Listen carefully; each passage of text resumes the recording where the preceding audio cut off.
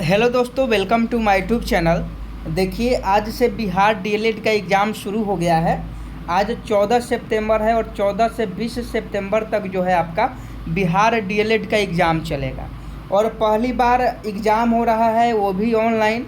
तो बहुत सारे बच्चे कन्फ्यूज भी हैं, क्योंकि बहुत सारे अभ्यर्थी ऐसे भी हैं जिन्होंने अभी तक कभी ऑनलाइन एग्ज़ाम नहीं दिया है।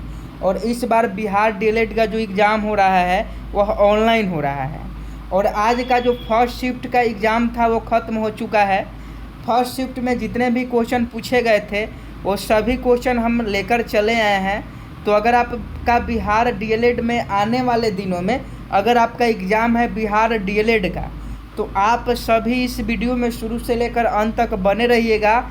किस टॉपिक से कितना प्रश्न पूछा जा रहा है, कौन कौन से टॉपिक अभी हम पढ़ें कि परीक्षा में प्रॉफिट होगा, और आपको बता दें कि एग्ज़ाम कैसे देना है और जो नहीं आ रहा है उसे क्या करना है, और किस प्रकार से जो नेक्स्ट का वहाँ ऑनलाइन होता है तो ऑनलाइन में दूसरे टॉपिक जैसे हम पहले जीके का सॉल्व करना चाहते हैं तो पहले जीके वाले टॉपिक में कैसे जाएंगे, इन सभी चीज़ों के बारे में बात करेंगे।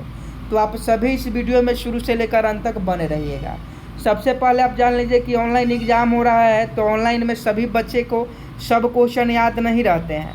तो जितने भी क्वेश्चन बच्चे के द्वारा बताए गए हैं वो सभी क्वेश्चन आपके सामने हैं। पहला क्वेश्चन आज के बिहार डीएलएड के एग्ज़ाम में पूछा गया था, बिहार में किसान सभा की स्थापना किसने किया था।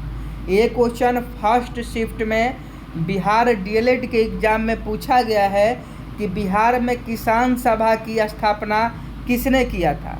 तो देख लीजिए, इसका राइट आंसर सहजानंद सरस्वती हो जाता। Option A B C D में से जो भी ऑप्शन में सहजानंद सरस्वती था वह आपका बिल्कुल सही आंसर हो जाएगा। बिहार में किसान सभा की स्थापना किसने किया था, सहजानंद सरस्वती ने। तो इस प्रश्न का सही आंसर सहजानंद सरस्वती हो जाता। अगला प्रश्न पूछा गया था, किस फसल के उत्पादन में बिहार देश में अग्रणी है। किस फसल के उत्पादन में बिहार देश में अग्रणी है, तो इसका सही आंसर मखाना हो जाता।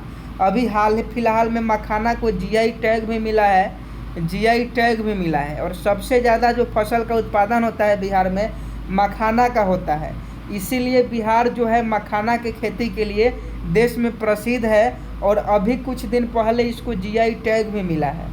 तो इसका सही आंसर मखाना हो जाता। अगर आप मखाना वाले ऑप्शन में टिक किए हैं तो आपका बिल्कुल सही आंसर है। अगला प्रश्न पूछा गया था, एक मैथ का क्वेश्चन बच्चों के द्वारा बताया गया था कि 0.4 अब 4 के ऊपर ये था का वर्गमूल है, इसको रेखा हम लोग बोलते हैं। तो देखिए, इसका वर्गमूल जब आप निकालिएगा तो 0.6 हो जाएगा। तो इसका ऑप्शन में जो भी, अगर ये ऑप्शन में था ABCD जो भी ऑप्शन हो, अगर ये था तो आप अगर इसको टिक किए हैं तो आपका बिल्कुल राइट आंसर है। अगला क्वेश्चन पूछा गया था, अंतर्राष्ट्रीय महिला दिवस कब मनाया जाता है। अंतर्राष्ट्रीय महिला दिवस कब मनाया जाता है, तो आपको बहुत बार हम बताए होंगे कि 8 मार्च को अंतर्राष्ट्रीय महिला दिवस मनाया जाता है।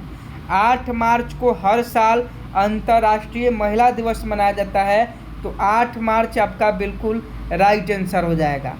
अगला क्वेश्चन पूछा गया था आज के बिहार डीएलएड के एग्ज़ाम में कि संविधान सभा के संवैधानिक सलाहकार कौन थे। ये क्वेश्चन तो बहुत इंपॉर्टेंट है, बहुत सारे एग्जामों में पूछा गया है, और बिहार विद्यालय परीक्षा समिति के द्वारा आज बिहार डीएलएड के एग्ज़ाम में भी पूछा गया है कि संविधान सभा के संवैधानिक सलाहकार कौन थे।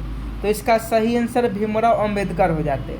संविधान सभा के संवैधानिक सलाहकार कौन थे, BR अम्बेडकर थे, भीमराव अम्बेडकर थे। तो इसका सही जवाब भीमराव अम्बेडकर हो जाता। नेक्स्ट क्वेश्चन पूछा गया था, किस एक्ट को काला कानून कहा गया। तो देखिए, रॉलेट एक्ट को काला कानून कहा गया था। तो रॉलेट एक्ट बिल्कुल सही जवाब हो जाता। अगर रॉलेट एक्ट ऑप्शन में था, ABCD जो भी ऑप्शन में था वो सही आंसर हो जाएगा। अगला क्वेश्चन पूछा गया था कि मानव शरीर में सामान्य रुधिर दाब कितना होता है। तो 120 से 80 होता है। 80 से 120 आप सभी लोग जानते हैं कि मानव शरीर में जो रक्तचाप होता है वो 80 से 120 के बीच में होता है, तब सामान्य माना जाता है। तो इसका सही आंसर 80 से 120 हो जाता। नहीं तो अगर इस प्रकार से ऑप्शन में था तो ये भी आपका सही जवाब हो जाता। तो देखिए अभी तक आप वीडियो को लाइक नहीं किए हैं तो लाइक भी करते रहें, क्योंकि डेली आपको एनालिसिस लेकर आएंगे। जब भी बिहार डीएलएड का एग्ज़ाम खत्म होगा, फर्स्ट शिफ्ट हो, सेकेंड शिफ्ट हो या थर्ड शिफ्ट हो, सब क्वेश्चन का आपको एनालिसिस करवाएंगे। मनोरथ का संधि विच्छेद पूछा गया था हिंदी ग्रामर से क्वेश्चन, तब मनः जोड़ रथ, मनः जोड़ रथ बिल्कुल सही जवाब हो जाएगा। विरक्त का उल्टा शब्द भी पूछा गया था, विलोम शब्द भी, तो अनुरक्त हो जाता। विरक्त का अगर अनुलोम शब्द अगर आप अनुरक्त वाला ऑप्शन टिक किए हैं तो आपका बिल्कुल सही जवाब हो जाएगा। तब विरक्त का उल्टा शब्द क्या होता है? अनुरक्त होता है। और क्वेश्चन पूछा गया था कि पूर्वी घाटी तथा पश्चिमी घाटी का मिलन स्थल है, पूर्वी घाटी तथा पश्चिमी घाटी का मिलन स्थल है, तो यह नीलगिरी की पहाड़ियाँ, नीलगिरी की पहाड़ियाँ पर पूर्वी घाटी और पश्चिमी घाटी का मिलन स्थल है, तो नीलगिरी की पहाड़ियाँ बिल्कुल सही जवाब हो जाता। मनसबदारी प्रथा किसने चलाई? ये भी क्वेश्चन बिहार डीएलएड के एग्जाम में पूछा गया था कि मनसबदारी प्रथा किसने चलाई, तो इसका सही जवाब अकबर हो जाता। अकबर ने मनसबदारी प्रथा चलाई। नेक्स्ट प्रश्न पूछा गया था ध्वनि तरंगे कहाँ से होकर नहीं गुजरती है? ध्वनि तरंगे कहाँ से होकर नहीं गुजरती है, तो इसका सही आंसर निर्वात हो जाएगा। ध्वनि तरंगे कहाँ से होकर नहीं गुजरती है? निर्वात से।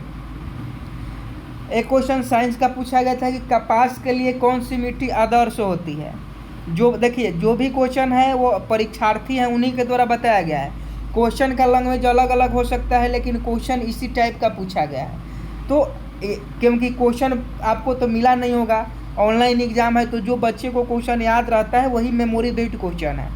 तो कपास के लिए कौन सी मिट्टी आदर्श होती है? तो काली मिट्टी। कपास के लिए कौन सी मिट्टी आदर्श होती है? काली मिट्टी। नेक्स्ट क्वेश्चन पूछा गया था कि शुंग वंश की स्थापना किसने किया था? तो पुष्यमित्र शुंग ने। शुंग वंश की स्थापना किसने की थी? पुष्यमित्र शुंग ने। और जनसंख्या दिवस शायद पूछा गया था, तो जनसंख्या दिवस 11 जुलाई को मनाया जाता है। जनसंख्या दिवस कब मनाया जाता है? 11 जुलाई को, याद रखिएगा। अब देखिए अब टोटल आपके एग्जाम में 150 क्वेश्चन पूछे गए थे, लेकिन 150 क्वेश्चन तो सभी परीक्षार्थी को याद नहीं रहेगा। जो परीक्षार्थी के द्वारा बताया गया है वो हम आपको बता रहे हैं।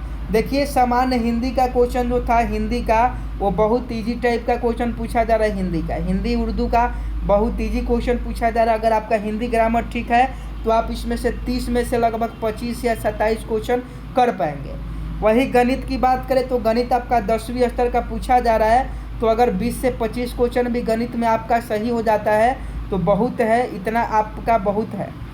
सामान्य जनरल साइंस की बात करें तो इसमें 20 क्वेश्चन पूछा जा रहा है, जिसमें से 5 से 6 क्वेश्चन हम आपको करवा दिए हैं, और ये भी बहुत इंपॉर्टेंट है। और 20 क्वेश्चन में से इसमें से 17-18 क्वेश्चन आपके सही होने चाहिए, क्योंकि जनरल साइंस का क्वेश्चन इजी पूछा जा रहा है। सामाजिक विज्ञान का भी 20 क्वेश्चन पूछा जाएगा। सामाजिक विज्ञान का भी 20 क्वेश्चन आपके एग्जाम में पूछा जाएगा, जिसमें आपका हिस्ट्री, जियोग्राफी सब शामिल है। और इंग्लिश का 25 क्वेश्चन पूछा जाएगा। इंग्लिश में लगभग आपका 15 से 17 सही भी होगा तो चलेगा। रीजनिंग में आप लोगों को दिक्कत होगा, क्योंकि जो लोग एसएससी की तैयारी करते होंगे या कॉम्पिटिटिव एग्जाम की तैयारी करते होंगे उनके लिए रीजनिंग तो बहुत आसान है, लेकिन जो केवल बिहार डीएलएड के भरोसे हैं उनका रीजनिंग बहुत कठिन होगा। तो रीजनिंग में अगर रीजनिंग बहुत ईजी है, अगर आपको समझना होगा तो रीजनिंग आपको ट्रिक वाइज पढ़ना होगा। Number series, alphabet series, counting of figure, ये सब पढ़ना होता है रीजनिंग में। जो लोग पढ़ के गए हैं उन लोगों का कहना है कि बहुत अच्छा रीजनिंग में सॉल्व हो रहा है। और ओवरऑल अगर हम सभी क्वेश्चन की बात करें कि आपके एग्जाम में किस टाइप के क्वेश्चन पूछे जा रहे हैं, तो क्वेश्चन आपका ईजी टू मॉडरेट पूछे जा रहे हैं, ईजी टू मॉडरेट। तो अगर आपकी थोड़ी सी भी तैयारी है तो आप इस बार बिहार डीएलएड में अच्छा प्रदर्शन कर सकते हैं। और देखिए जैसे ही हमारे पास और क्वेश्चन आ रहे हैं बच्चों के द्वारा, जो जब क्वेश्चन याद होगा, जब बच्चे हमारे पास भेजेंगे तो आपका जो है एनालिसिस होगा, और फिर से हम एनालिसिस लेकर आएंगे शाम को हर शिफ्ट का। और देखिए अगर आपको कुछ क्वेश्चन याद है तो आप इस नंबर पर, जो भी क्वेश्चन याद है आप इस नंबर पर ज़रूर भेज दीजिएगा। 85,780, सॉरी यहाँ नंबर लिख लीजिए 85,780 13783, 85,780 13,783। इसी नंबर पर आपको व्हाट्सअप करना है और बताना है कि किस प्रकार के कोई क्वेश्चन अगर आपको याद हो तो आप इस नंबर पर बता सकते हैं। और देखिए जिनका भी एग्ज़ाम आने वाले दिनों में है वो सभी चैनल को सब्सक्राइब कर बेल आइकन को प्रेस कर दें, ताकि आने वाली सभी वीडियो का नोटिफिकेशन आप तक पहुंच सके। चैनल को सब्सक्राइब जरूर कर लीजिएगा दोस्तों, क्योंकि डेली एनालिसिस बिहार डीएलएड का लाएंगे। तो मिलते हैं नेक्स्ट वीडियो में, तब तक के लिए जय हिंद जय भारत।